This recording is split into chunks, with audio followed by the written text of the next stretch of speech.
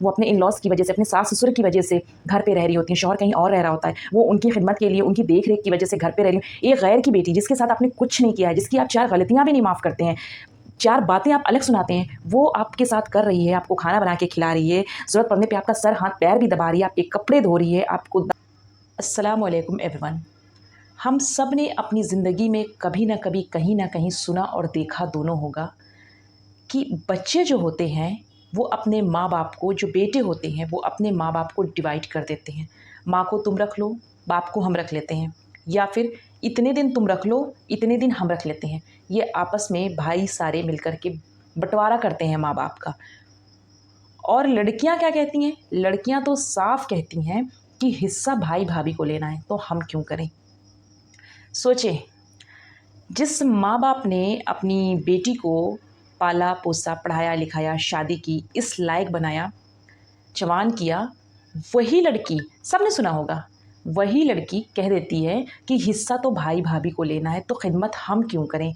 ये बताएँ, जिस माँ-बाप ने आपको पाला है, आपको उससे मोहब्बत नहीं है, तो भाभी को कैसे मोहब्बत होगी? सारी रिस्पॉन्सिबिलिटी लोग उठाकर बहुओं पर थोप देते हैं, भाभियों पर थोप देते हैं। अपने माँ-बाप की रिस्पॉन्सिबिलिटी खुद नहीं उठा पाते हैं और दूसरों से इतनी उम्मीदें रखते हैं, और लड़के तो डिवाइड कर देते हैं। पूरा बाकायदा जो है मंथ चलता है कि इतने मंथ तुम रखोगे, इतने मंथ हम रखेंगे, इतने वीक तुम रखोगे, इतने वीक हम रखेंगे। जब हम सब छोटे थे, अपने मुँह की मक्खियाँ भी हटाने के काबिल नहीं थे, मेरे माँ-बाप, हम सबके माँ-बाप एक लम्हे के लिए किसी अपने बच्चों को किसी के पास छोड़ना गवारा नहीं करते थे।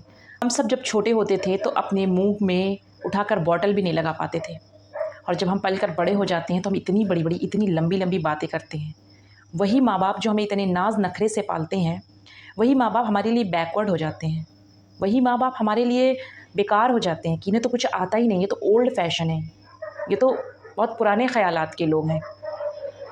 और आज के टाइम में क्या हो रहा है कि सब अपने बच्चों पे बस फ़ोकस करते हैं। मेरा बच्चा कितना आलीशान स्कूल में पढ़े, कितनी हाई-फ़ाई सोसाइटी में उसकी परवरिश हो, क्या ये हो, वो हो, जितना अपने बच्चों को पढ़ा दीजिए, वो उतना ही तेज़ अपने माँ-बाप को छोड़कर भागते हैं।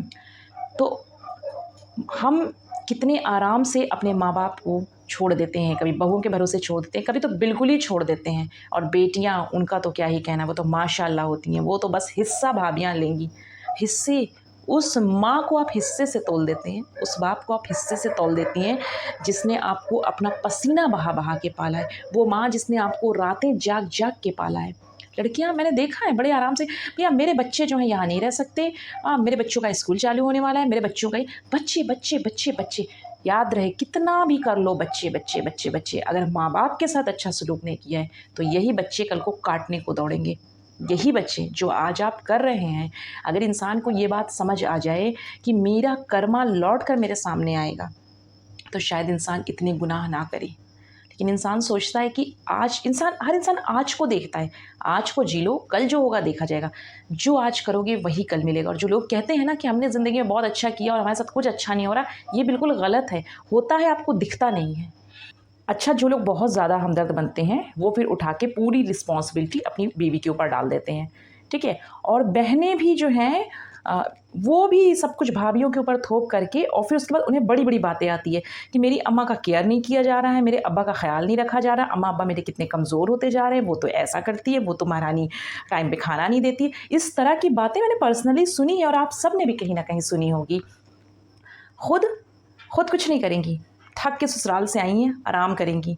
हाँ, चलते-चलते पाँव में दर्द हो गया, वहाँ काम करते-करते कमर में दर्द हो गया, सारा डायरेक्शन भाभियों को देना होता है।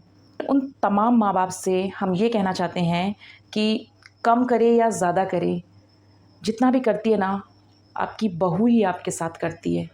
बेटे बीवियों पे डाल के किनारे हो जाते हैं, बेटियाँ भाइयों पे डाल के किनारे हो जाती हैं, ससुराल का बहाना करके किनारे हो जाती हैं। जो भी जितना भी करती है ना, बहू करती है, जिसे आप लोग थू-थू, थू-थू करते हैं।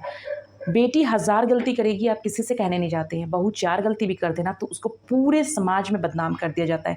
जब किसी की गलती पे पर्दा डाल दो ना, तो सामने वाला एप्रिशिएट होता है।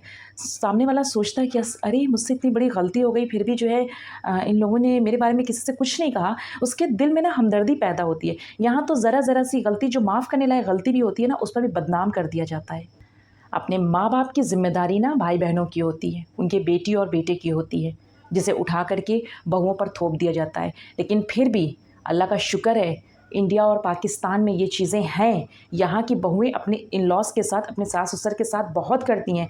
और मैं इसीलिए उन माँ बाप से कहना चाहती हूँ कि खुदा के वास्ते अपनी बहू को ही अपनी बेटी माने, क्योंकि बहुत बहुत सी हैं जो ख़राब भी हैं, लेकिन ज़्यादातर बहुएँ जो हैं ना, वो अपने इन लॉज़ की वजह से, अपने सास ससुर की वजह से घर पे रह रही होती हैं। शौहर कहीं और रह रहा होता है, वो उनकी खिदमत के लिए, उनकी देख रेख की वजह से घर पे रह रही हूँ। एक गैर की बेटी जिसके साथ आपने कुछ नहीं किया है, जिसकी आप 4 गलतियाँ भी नहीं माफ़ करते हैं, 4 बातें आप अलग सुनाते हैं, वो आपके साथ कर रही है, आपको खाना बना के खिला रही है, ज़रूरत पड़ने पे आपका सर हाथ पैर भी दबा रही है, आपके कपड़े धो रही है, आपको दवा दे रही है, ज़रूरत पड़ने पे सब कुछ करना पड़ता है, यहाँ तक कि पॉटी तक साफ़ करना पड़ता है। बहुत सारी सिचुएशन ऐसी होती है, हॉस्पिटलाइज़ होती हैं, तो ये सब कुछ भी करना पड़ता है। ये गैर की बेटी अगर इतना कुछ कर दे रही है ना, तो मेरे हिसाब से तो बहुत बड़ा दिल होता है बहुओं का।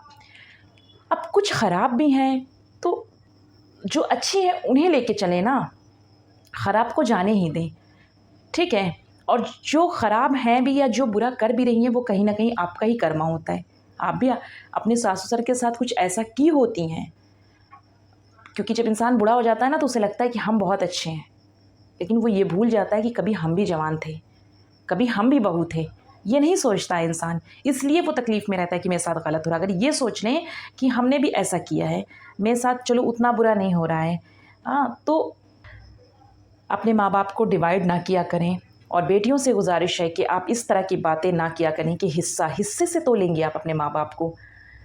और माँ बाप से मैं ये कहना चाहती हूँ कि आप अपनी बहुओं से थोड़ा नरमी किया करें, थोड़ा-सा प्यार किया करें। जब किसी की गलती पे पर्दा डाल दो ना, तो दिल बड़ा हो जाता है। प्यार जो है ना, मुफ्त में नहीं मिलता है, प्यार कमाना पड़ता है। और ये सिर्फ़ बहुओं के लिए नहीं है कि आपको ही प्यार कमाना है, सास-ससुर के लिए भी है। देखिए, सच तो यही है कि जब इंसान बूढ़ा हो जाता है, तो वो किसी और पर डिपेंड हो जाता है। तो जिस पर डिपेंड हो रहे हो आप, कम से कम उनके साथ थोड़ी-सी नरमी, थोड़ी-सी। अच्छा, बहुएँ तो हम कहते हैं फिर भी बहुत लिहाज़ कर जाती हैं। अगर आप खुद के अपने बेटी-बेटे के पाले पड़ जाएँ ना, तो पता चले। बहुत सारे लोग ऐसे होंगे जो अपनी बेटी के साथ रहते होंगे, या जिनके बेटों का रवैया वो झेल रहे होंगे, ये बहू से ज़्यादा ख़तरनाक होते हैं। तो मेरे हिसाब से तो बहू बहुत करती है, ठीक है?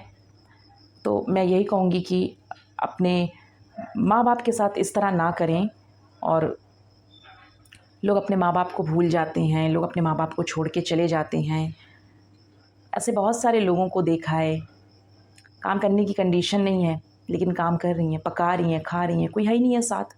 बेटे बहू चले गए हैं, ठीक है? और जहाँ साथ रह रही हैं, वहाँ सास-ससुर ने नाक में दम कर दिया है। तो दोनों लोगों को समझ के चलना पड़ेगा ना। जब तक दोनों लोग नहीं समझ के चलेंगे, चीज़ें नहीं सुधरेंगी।